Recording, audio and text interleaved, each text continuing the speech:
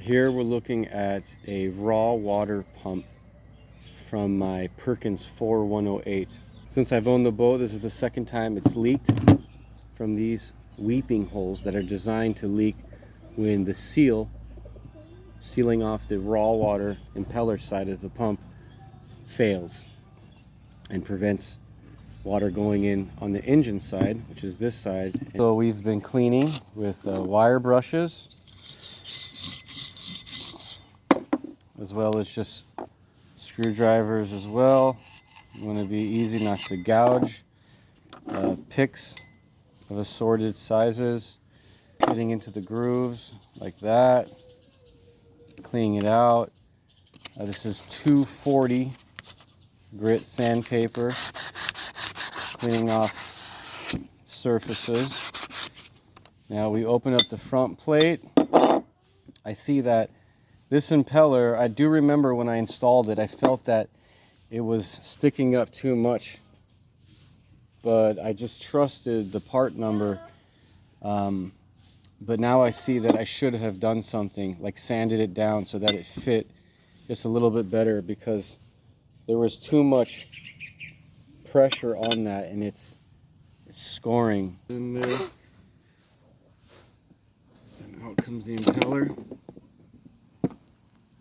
And then to get this next shaft out, you can just use something of moderate weight and it'll pop out. And now we're looking at the inside. In my particular instance, as I've disassembled the pump, I find that one of the bearings has been destroyed and the inner race stuck to the shaft and the outer race stuck to the housing.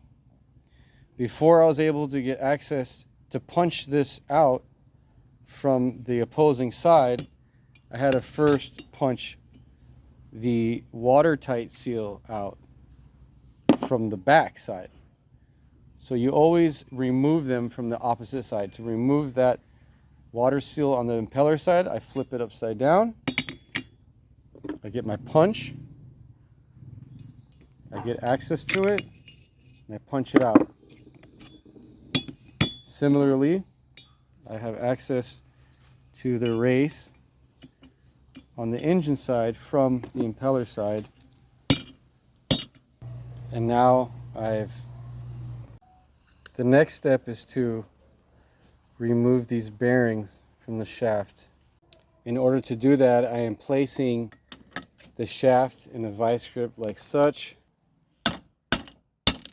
The bearing.